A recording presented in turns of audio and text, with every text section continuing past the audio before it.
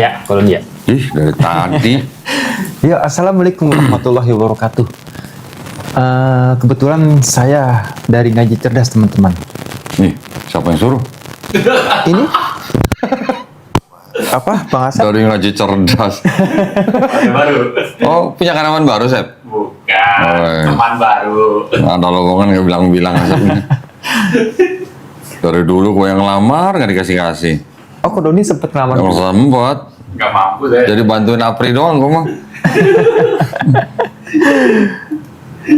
Iya, teman-teman, berhubungan sebentar lagi karena kita akan memperingati, teman-teman Kristen akan memperingati bahwasanya di mana yang mereka yakini sebagai kelahiran Yesus Kristus, atau mungkin yang mereka yakini sebagai Tuhan, yaitu Hari Raya Natal. Nah, kebetulan kita di sini sudah mempunyai narasumber, orang yang sangat sensasional dan sangat luar biasa.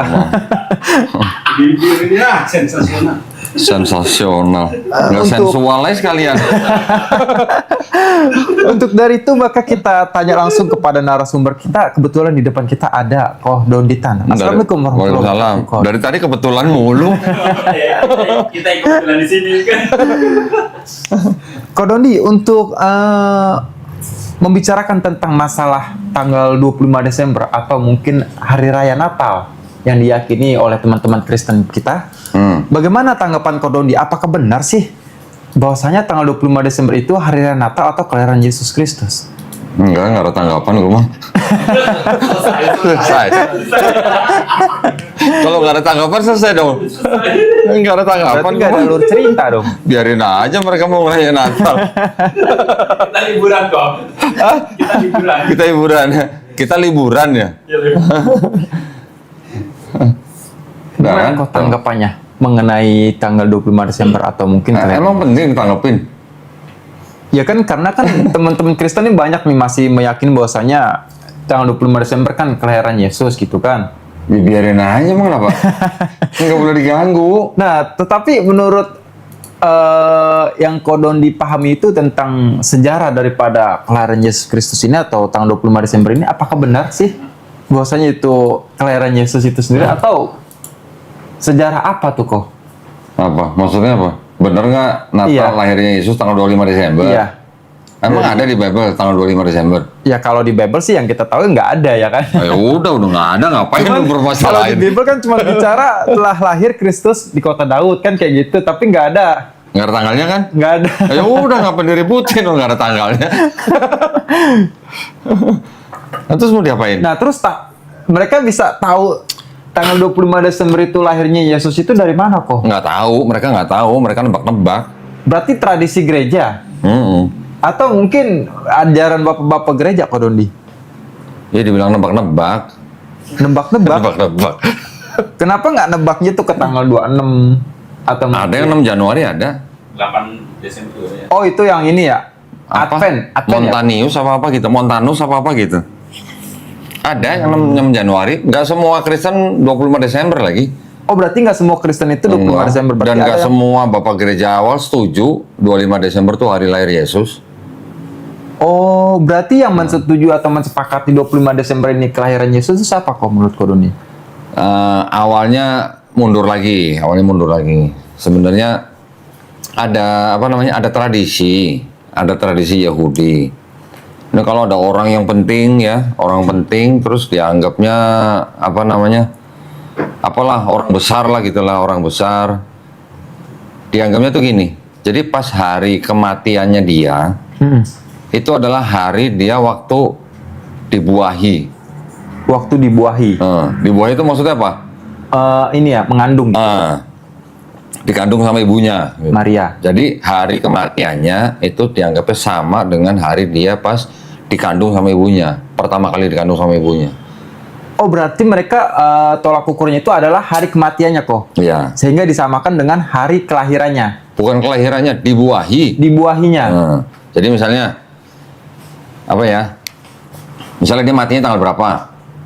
Ya, misalnya contoh kalau kayak kasus Yesus kan diperhitungkan itu diduga kuat sama kalangan Kristen sama Yahudi, itu kan Yesus matinya tanggal 25 Maret 25 Maret. atau sebenarnya ngambilnya dari bulan Nisan tanggal 14.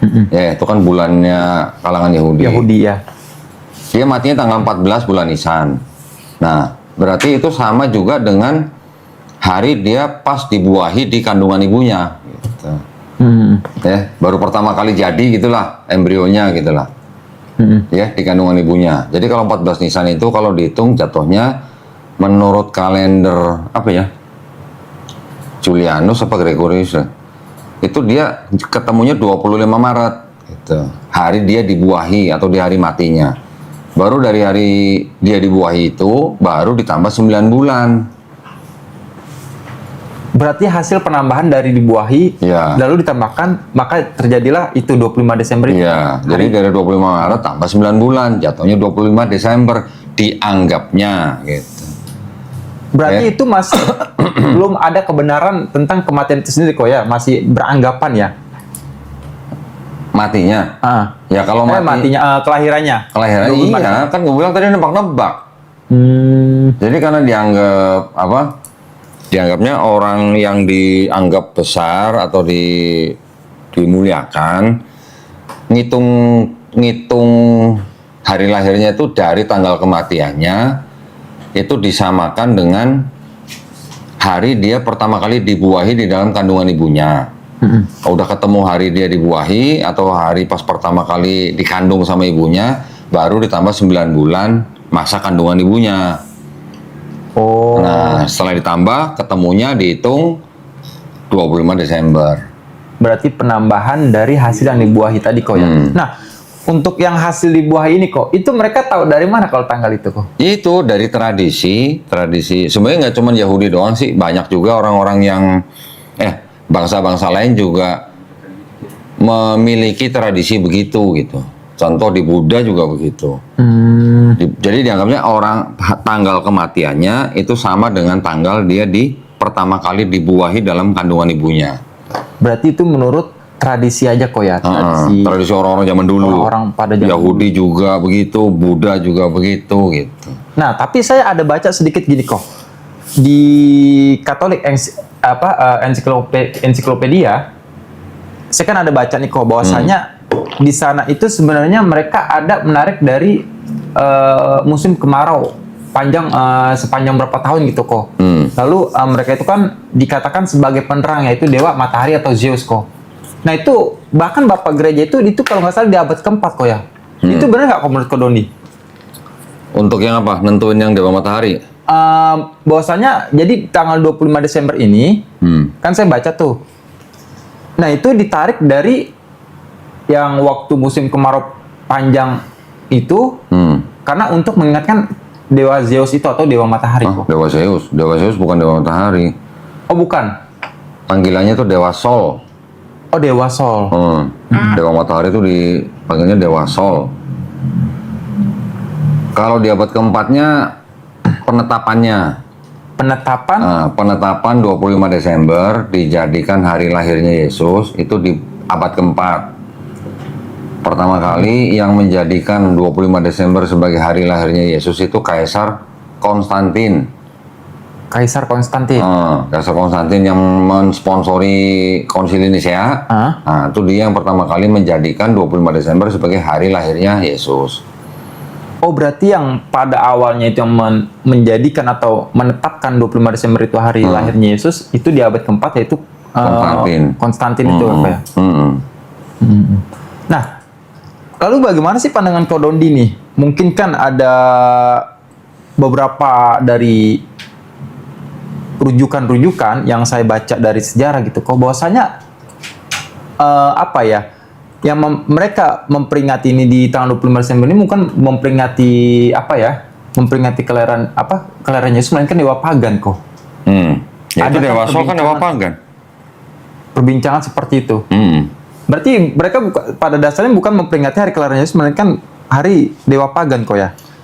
Sebenarnya penggantian 25 Desember dari memperingati hari lahirnya Dewa Sol terus diganti jadi Kristen menjadi hari lahirnya Yesus itu cuman seolah-olah gini loh, seolah jadi kayak Kristen itu nebeng pada hari raya itu. Hari raya itu. Iya. Nebeng pada hari raya itu supaya Kristen-Kristen yang awalnya dipersekusi, dia baru menjadi agama negara Romawi, dia diterima oleh orang-orang pagan Romawi gitu. Kan orang-orang pagan Romawi udah biasa nih kalau 25 Desember ngerayain hari lahirnya Dewa Matahari, mereka udah biasa makan, minum, pesta pora gitu kan. Terus mau diganti, ganti ya. Sekarang 25 Desember bukan memperingati hari lahirnya Dewa Matahari lagi nih. Sekarang jadi hari lahirnya Yesus gitu. Kalau diganti gitu, langsung mau nggak orang-orang pagan Romawi? Kalau makan-makan, minum-minumnya nggak, istilahnya nggak diadain Nggak gitu. diadain gitu ya? Mau nggak? Nggak mungkin. Pasti nggak mau. Iya. Udah biasa pesta. Oke, diganti siapapun dewanya, yang penting makan minum gitu. Oh berarti Kristen ini mensokong makan hidangan itu untuk mensepakati kok ya? Ya bukan Kristen yang mensokong makanannya, maksudnya perayaannya diganti, tadinya Dewa Matahari diganti jadi Yesus. Makanya kalau kita lihat gambar-gambar Kristen, gambar-gambar Yesus yang mungkin di gereja Katolik ya, kan di belakangnya ada kayak buletan begini kan? Iya, buletan. Apa tuh namanya? Halo. Nah, apa itu? Itu tadinya dari lambang Dewa Matahari. Oh berarti buletan itu diambil yang tadinya itu dari lambang Dewa Matahari itu kok? Kira-kira pada saat yang waktu mensepakati dari Dewa Seol itu diganti menjadi hari kelahiran Yesus kok, itu sebenarnya ada kepentingan sih kok, atau ada mungkin tujuan? Ada. Kepentingannya itu adalah untuk mempersatukan wilayah Romawi. Gitu. Mempersatukan wilayah Romawi? Iya, mempersatukan wilayah. Berarti kalau misalkan mempersatukan, berarti pada saat itu nggak akrab dong? Bukan nggak akrab, kan Romawi kan punya banyak daerah jajahan, ya kan? Jadi dari pusatnya ya mesti ditentukan nih tanggal segini jadi hari raya ini ya gitu. Jadi daerah-daerah yang dikuasain sama Romawi itu jadi pada ngikut semua gitu. Jadi menetapkan 25 Desember sebagai hari raya tertentu itu ada latar belakang religius dan politik gitu. Berarti latar belakangnya itu adalah yang pertama religius atau politik kok? Dua-duanya bareng. Dua-duanya bareng. Kalau dari ajaran Yesus itu sendiri ada nggak sih kok dalam Bible itu gitu mungkin, karena kan Kodoni kan punya banyak Bible nih. Ada nggak sih menyatakan bahwasannya hari lahirnya ini, atau mungkin dia memerintahkan untuk merayakan? Nggak ada. Gini aja deh, mendingan kita buka ini aja ya, presentasi saya. Saya pernah bikin presentasi buat bahas khusus tentang Natal ini gitu. Iya. Nanti kita coba, saya buka dulu ya sebentar ya. Natal. Jadi maksudnya yang nonton biar paham sekalian nih latar belakangnya, terus cara perhitungannya gimana, tujuannya apa gitu ya. Bentar ya. Tapi agak panjang dikit, nggak apa-apa? Nggak apa-apa kok. Oke, coba Rick, tayangin Rick. Nah, ini ya. Judulnya 25 Desember hari lahir Yesus Kristus, gitu kan pertanyaan kan. Pertama kali yang kita harus pahamin dulu itu, pada zaman dulu, orang-orang itu udah punya kebiasaan. Tadi kan saya bilang kan tradisi kan. Jadi ada istilah tuh namanya aretalogi, gitu ya. Aretalogi itu dari kata aret atau kebajikan plus logi gitu kan. Itu kan sebuah bentuk biografi keramat di mana sebuah atribut dewa dicantumkan dalam bentuk syair atau teks dalam sudut pandang orang pertama. Lewat aretalogi, sosok-sosok manusia agung tadi itu diberi legitimasi sebagai dewa-dewa atau allah-allah besar. Suatu praktek religio-politik. Nah, jadi satu religio-politiknya nggak dipisahin. Oh iya. Ya, yang akhirnya dinamakan sebagai bentuk deifikasi atau apoteosis. Bentuk penuhanan atau pendewaan gitu. Jadi orang yang dimuliakan, ditinggikan, dianggap besar dan segala macam itu dianggap sebagai dewa atau Tuhan gitu. Praktek ini umum di zaman kuno, di kawasan Laut Tengah kuno tuh ya, misalnya Plato, Origen, Alexander Agung, Kaisar Augustus, Pythagoras, Herakles. Nah itu ada di bukunya tuh di bawah tuh, David R. Cartledge dan David L. Dungan ya, judulnya itu tuh, Documents for the Study of the Gospels. Nah, jadi kita harus paham dulu nih, memang udah ada kebiasaan atau kegiatan seperti ini gitu ya. Contoh misalnya yang di Kaisar Agustus itu ada kayak semacam poetrinya gitu atau puisinya gitu. Tuh ya, ada sang kaisar ilahi tertinggi harus kita pandang setara dengan sang awal segala sesuatu.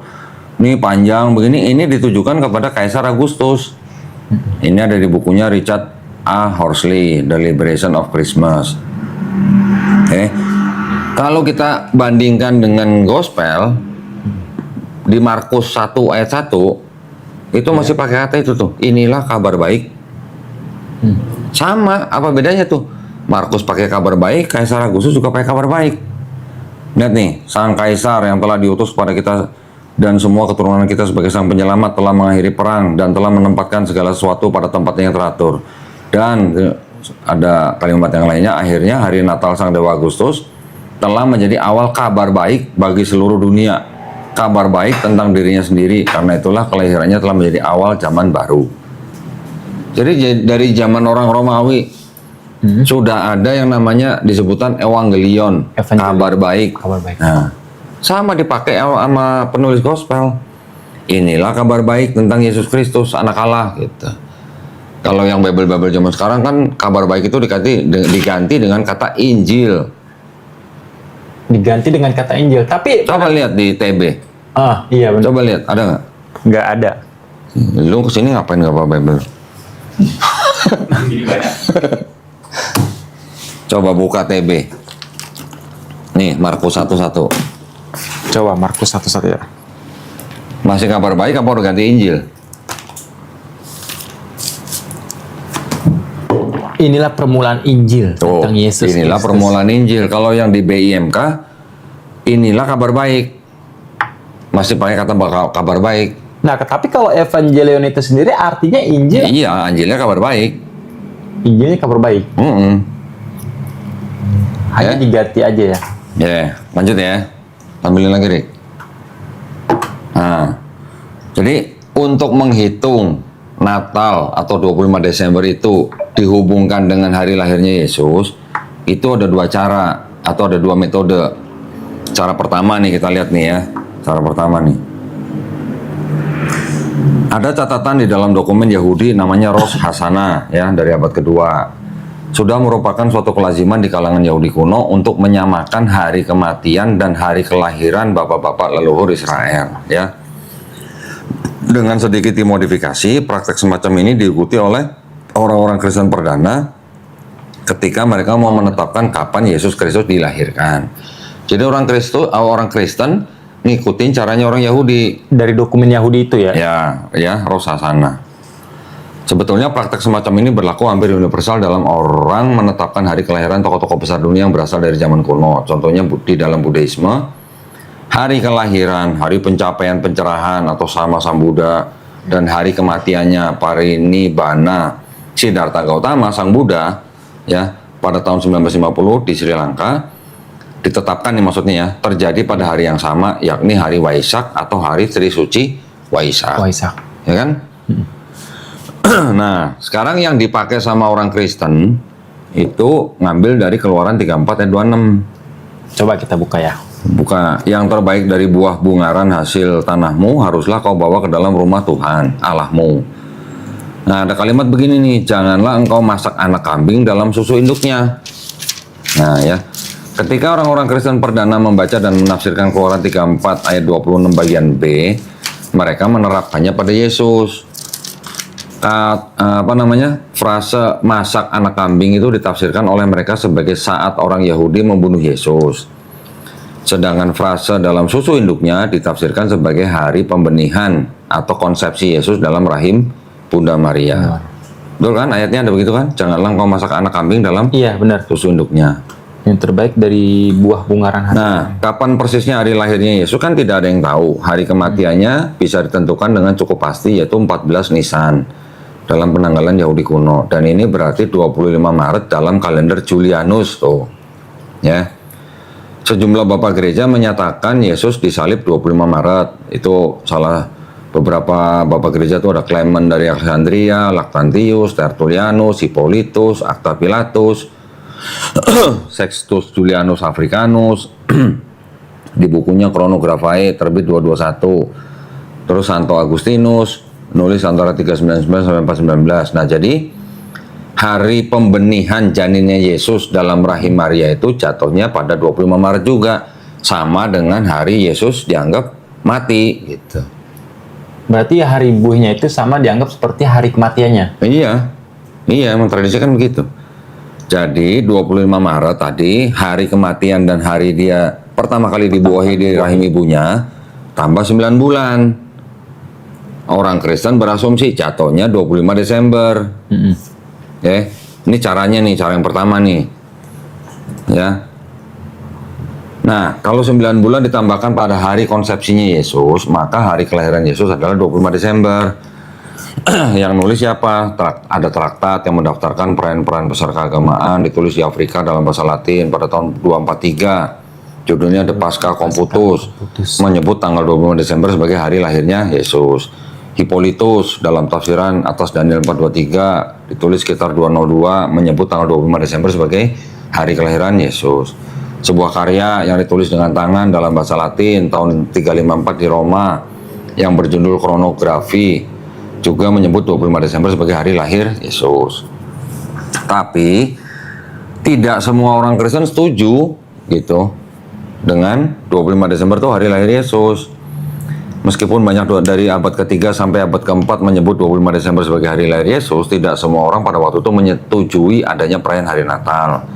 Contoh Origen, teolog Kristen dari Alexandria misalnya, dalam karyanya Homili atas Kitab Imamat, menyatakan bahwa hanya orang-orang berdosa seperti Firaun dan Raja Herodes yang merayakan hari ulang tahun mereka. Penulis Kristen namanya Arnobus tahun 303 mengolok-olok gagasan untuk merayakan hari kelahiran dewa-dewi. Jadi nggak semua Kristen setuju untuk merayakan Natal gitu. Ya. Nah, di sisi lain, kalangan Montanus menolak kalau kematian Yesus jatuh pada 25 Maret. Buat mereka, Yesus tuh wafatnya atau disalibnya pada tanggal 6 April. Oh, ini berbeda lagi kok berarti. Iya, ini kalangan Montanus nih. Jadi, kalau gitu 6 April juga hari konsepsi Yesus kan, di kandungan ibunya. Jadi kalau dari 6 April tambah 9 bulan, maka hari kelahiran Yesus jatuhnya 6 Januari. 6 Januari. Nah, kalau di kalangan gereja timur yang berbahasa Yunani, berbeda dengan gereja barat yang berbahasa Latin, hari Natal tidak dirayakan 25 Desember, tapi 6 Januari. Ini cara pertama ya. Ini di kalangan gereja timur 6 Januari. Ya, ini cara pertama nih ya. Jadi mereka menyamakan hari kematian dengan hari dia pertama kali dibuahi di rahim ibunya. Janin ya. Setelah itu baru tambah 9 bulan masa kandungan ibunya, itulah ketemu hari lahirnya dia gitu. Tapi pada dasarnya juga nggak semuanya sepakat kok. Nggak semuanya sepakat gitu ya. Ini cara pertama nih. Sekarang cara kedua. Ya. Sebelum ada Kristen dan tersebar di sekitar Kekaisaran Romawi dan kemudian dijadikan satu-satunya agama resmi Romawi yaitu Religio Licita, Kekaisaran melalui dekret Kaisar Theodosius tahun 381, orang Romawi melakukan penyembahan kepada matahari. Sistem kepercayaan itu namanya heliolatri. Ya. Heliolatri itu sistem kepercayaan menyembah dewa matahari. Heliolatri ini, dewa matahari atau Sol, menempati kedudukan tertinggi dan ke dalam diri dewa Sol ini terserap dewa-dewa lainnya yang juga disembah oleh banyak penduduk Kekaisaran Romawi. Antara lain dewa Apollo atau dewa terang, dewa Elah Gabal atau dewa matahari Syria, ada lagi dewa Mitras, dewa perang bangsa Persia. Ya. Heliolatri itu pemujaan penyembahan kepada dewa Sol sebagai dewa tertinggi. Jadi di dalam dewa Sol itu ada elemen-elemen, contohnya tadi dewa Mitra, terus dewa Elah Gabal, dewa Apollo gitu. Dewa Sol ini yang menjadi dewa paling tinggi, itu menjadi payung politik keagamaan, nah ya, politik keagamaan sekali lagi ya. Jadi disatukan tuh, nggak dipisah-pisah politik sama agama. Untuk mempersatukan seluruh kawasan Kekaisaran Romawi yang sangat luas dengan penduduk besar yang menganut berbagai macam agama dan mempercayai banyak dewa. Tahun 274 Kaisar Aurelianus ya itu menetapkan dewa Sol secara resmi sebagai pelindung ilahi satu-satunya atas seluruh Kekaisaran Romawi dan atas diri sang kaisar sendiri dan sebagai kepala panteon negara Roma. Ya.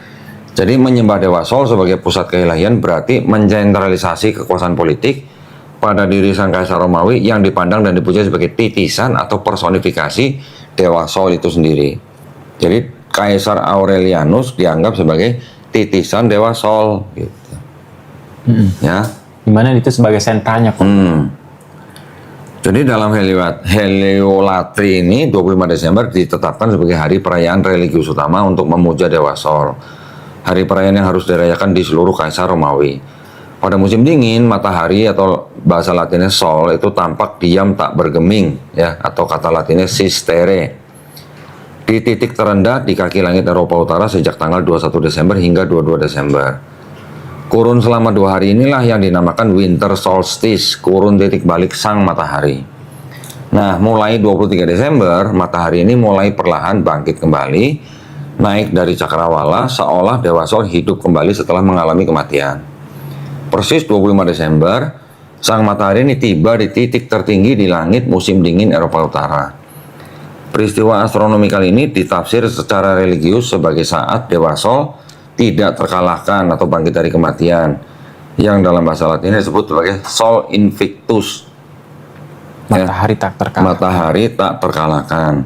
Tak terkalahkan karena sang matahari ini kembali mencerahkan dunia dari tempat yang tertinggi dari cakrawala. Jadi gini loh, di bumi ini, terutama di bagian Eropa Utara, itu tidak selama 365 hari dalam setahun itu menerima cahaya matahari secara full gitu. Full. Ya. Memang begitu kan, nggak semua daerah tuh bisa menerima cahaya matahari secara full karena kan ya mungkin sudutnya bumi itu bagaimana, dapat cahaya dari mataharinya bagaimana, jadi tidak semua bagian matahari yang terkena sinar matahari itu secara full gitu. Iya. Ya, terutama bagian utara. Orang zaman dulu, namanya orang zaman dulu nih, ngelihat apa-apa selalu dikaitkan dengan dewa. 21, 22 Desember mataharinya diem. 23 baru mulai naik. 24 tambah naik. 25 pas di titik tertinggi gitu. Oh, jadi mereka bikin cerita, oh itulah dewa matahari yang sedang tidak terkalahkan atau bangkit dari kematian. Jadi 25 Desembernya dianggap sebagai hari lahirnya sang dewa matahari. Dewa matahari gitu. atau Sol tadi ya. Nah, Sol Invictus gitu. Oke. Terus gini, jadi tanggal 25 Desember dijadikan hari kelahiran kembali Dewa Sol yang tak terkalahkan. Bahasa Latinnya Dis Natalis Solis Invicti gitu. Nah, karena si kaisar dipercaya sebagai titisan atau personifikasi sang Dewa Sol itu, maka Kaisar Romawi pun menjadi sang kaisar atau sang penguasa tak terkalahkan, atau disebut Invicto Imperatori, ya, seperti diklaim antara lain oleh Kaisar Septimius Severus yang wafat tahun 211. Nah, ketika Kristen mulai disebarkan ke seluruh kekaisaran Romawi, para pemberita gospel dan penulis Kristen sebagai suatu taktik kontekstualisasi misiologis mereka mengambil alih gelar Sol Invictus dan mengenakan gelar ini kepada Yesus Kristus, sehingga Yesus Kristus dianggap sebagai sang matahari tak terkalahkan yang sebenarnya. Oke? Jadi apa namanya? Berarti Kristen ini di saat menyebarkan kekaisaran Romawi, mereka memasukkan itu kok ya. Dewa Sol itu digantikan dengan Yesus ini, dimana tak terkalahkan. Tapi kan ini kan terang dunia nih, kok Dewa Matahari atau Dewa Sol Invictus ini kan terang dunia. Apakah mungkin dikaitkan dengan yang ada tertulis dalam Bible bahwasanya Yesus juga mengatakan akulah terang dunia? Nanti ada ayat-ayat yang dipakai sama orang Kristen. Apa yang dipakai, coba nih lihat nih. Mazmur 95 ayat 5 sampai 6. Dia memasang kemah di langit. Coba cek bener nggak? Dia memasang kemah di langit untuk matahari yang keluar bagaikan pengantin laki-laki yang keluar dari kamarnya. Girang bagaikan pahlawan yang hendak melakukan perjalanannya. Cek bener nggak? Lama nih buka Bible-nya. Nih, Lu mantan Kristen bukan sih? 19:5. 19:5 kan? Tetapi gema mereka terpencar ke seluruh dunia dan perkataan mereka sampai ke ujung bumi. Ia memasang kemah di langit untuk matahari. Ya, ya. Sekarang buka lagi Maleakhi 4 ayat 2. Maleakhi 4:2. Ya, masih nyari di situ mah. Di sini kok pada nyari. Ini mantan Kristen bukan sih? Maleakhi sebelum Matius. sebelum mati. Oh, iya. Maliaki 4 ayat 2. Ada kalimat begini, bagimu akan terbit apa tuh? Surya kebenaran. Tetapi kamu yang takut akan namaku, bagimu akan terbit surya kebenaran dengan kesembuhan pada sayapnya. Ya kan? Berikutnya mereka juga ngambil dari Lukas 1 ayat 78. Lukas 1 ayat 78. 78. Oh ini. Oleh rahmat dan belas kasihan dari Allah kita, dengan mana Ia akan melawat kita surya pagi dari tempat yang tinggi. Nah, jadi 3 ayat ini dipakai oleh orang-orang Kristen pada waktu itu sebagai landasan kitab, ya, sebagai landasan kitab untuk menjadikan Yesus Kristus sebagai sol invictus yang sebenarnya.